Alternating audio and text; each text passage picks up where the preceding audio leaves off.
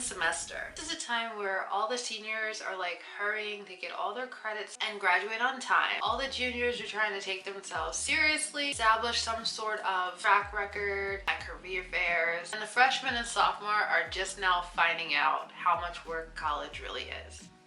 I was in this position last year, right before Miss Rona decided to pull the plug on all my academic activities. If you're anything like how I was, you're looking for paid internships for your class, a well-paying position upon graduation, or any job that will suit your 4-year degree that you just earned. Somehow you're only getting offers with zero compensation, and it will most likely cost you more time and stress than quality. Or maybe you're not having any luck at all. What's up guys? I'm Taivy, your new favorite content creator. Let's talk about internships. Internships are positions for students and trainees to work for a company, sometimes without pay, in order to gain some work experience to satisfy that company's qualifications. On paper that sounds okay, it sounds logical. Who wouldn't want the chance to come into a company at entry level, learn the things that they need to know to actually be worth hiring? Well, here are some of the issues that I have with this concept of internships. They are not an equitable way for students and aspiring professionals to enter their respective industry across the board. They're obviously for the rich and the privileged, and I'm about to tell you why. I made a list. It's a short list, so please bear with me. First up, let's talk about internship activities. There's no one-size-fits-all way to conduct an internship. That is understood. Depending on what field you're in, will determine exactly what you do in your internship. However, two people can have the same major and get internship at similar companies, still have wildly different experiences. One company may be hands-on and provide you with substantive information and real training so that you can do your job, while the other one might just have you stapling papers and getting coffee. And this could happen to you even if you're in the same field as your classmate or someone else. I interned for a fashion company when I was in college, and I did this at the same time as some of my peers who had the same major as me. But I literally spent weeks organizing buttons and trims while my classmates were actually building patterns and learning the production process at their internship. Don't get me wrong, I'm happy that they had a good experience, and I'm happy that they got to learn about tech packs, sizing and patterns, textiles, all those great things. I did a fraction of those things at my internship. But overall, I personally feel like I wasted my time because I really feel like I could have been used to do so much more at my internship, and I felt like I wasn't getting an equal experience to my classmates. If you can afford to waste time, take an internship. Number 2, lack of pay or incentive. Now, it's rare that internships are paid positions. Honestly, incentive and pay should be a given. There's this weird concept where companies market the idea that unpaid internships are a rite of passage. Basically, if you can work for free, then you're a worthy potential employee. It's almost to say that everyone does it. But the gag is that they more than likely won't hire you after using you for free labor. So what are you working so hard for? Experience? If you don't actually need to pay bills, pay rent, or loans, internships that don't pay are an easy option. Number 3, competition. Internships are notoriously cutthroat and competitive, and it can bring out the worst in people. If you're applying to the same internship as some of your classmates, it can create tensions between you. When I was in college, I even saw some people keep their prospects to themselves. Not only that though, you have to think about the thousands of other students that are competing for the same position that you want. And they go to different schools. And you all have the same thing in common. To just be in the industry that you have the most passion for. You have thousands of other students from other campuses competing for that same position. Again, some of us can't afford that type of stress and are actually in need of a dignifying opportunity. Because of this, companies have way too much power and use internships at will in any way that they choose. They also rarely get back to the students to even give them the status of their application. No one has time for the circus, the career fairs, the expos, all that tiresome impressing that they want us to do. Number 4, racial bias. Yay! Okay, Okay, so this one is self-explanatory, okay? POCs, people of color, we know this all too well. We have a huge disadvantage when it comes to securing these internships. Not just applying for them, but securing them. Now, we already know that we have to work twice as hard to be even half as good or half as worthy. We don't get trusted to do the same jobs as our white counterparts. And the pressure is always at 1,000%.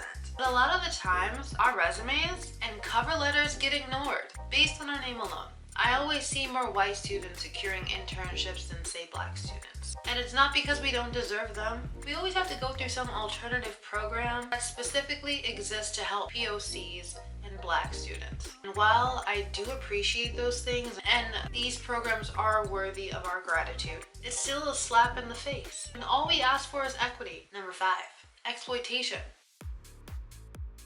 Internships often take advantage of you. There's no surprise there. Okay, so first of all, you already might not be getting paid or compensated. Now they got you working long hours, doing things that a full-time employee would do. Coffee runs still and do happen. It's the principle of the thing. You're not someone's private assistant. You're not an errand person. You're an intern for the company with 4 years of education, knowledge, and untapped potential. And here they are wasting it on button sorting, coffee runs, stapling paperwork, literally everything, including excluding you from actual tasks that really could be helping you to get better. Honestly, if you start to feel like you're better off working a regular paying job, that's a sign you're being exploited, because you're not getting any fulfilled experience at your internship. You're starting to feel like, man, I should have just took a regular job while I'm in school this semester because this internship is not adding any quality to my life. Number 6, I like to call this one quantity over quality. This is the personal issue that I have. I'm not sure if this is a universal thing, but a lot of times your college or your major may have some sort of hours or minimum requirement that they want you to reach in order for your internship to count. Like if you need to get your internship credit, you need to hit a certain number of hours. So in a sense, your school really cares about quantity over quality. And that's a problem, because I don't believe that hitting a certain amount of hours really means that you completed your internship. To me, it doesn't mean that you necessarily had a successful internship. Again, this has to do with time wasting and exploitation. Depending on when you take your internship, there could be days where you do absolutely nothing. You might just be sitting at your desk all day, doing nothing, wasting time, feeling like you should have stayed home. You're not taking in any new knowledge, any new experiences, any new opportunities, and you're just watching the clock tick by, and you're not even getting paid for it. And then you start thinking, well, I could do this at home. I'm talking about the type of boredom where you even ask your supervisors for a task and they have nothing for you to do. But you can't leave because you have to get your hours. So let me ask you a question. How does 250 wasted hours equal an internship? 150 qualitative hours do not. There needs to be a better way for the average intern to gauge if they're benefiting from this internship or not. Not to suffer for 2 to 3 months in a thankless position. Who has time for that? Rich kids with no overdraft fees, no rent, and nothing else really to stress about in the financial department. Let's talk about number 7, Fair Labor Standard Act of 1938. I'm not going to get into a full details of what the Fair Labor Standard Act was for. All you need to know is that somewhere within it includes 7 requirements that as long as they are met, companies can legally hire students and interns. I'm going to post a link down below so that you can read what those 7 things are for yourself. Really the most important things that I wanted to talk about on that list is the fact that an intern must know that they're not entitled to a job at the completion of their internship, and they're also not entitled to any sort of wages. So it's legal that they don't pay you, and it's legal that they don't hire you, just so you know.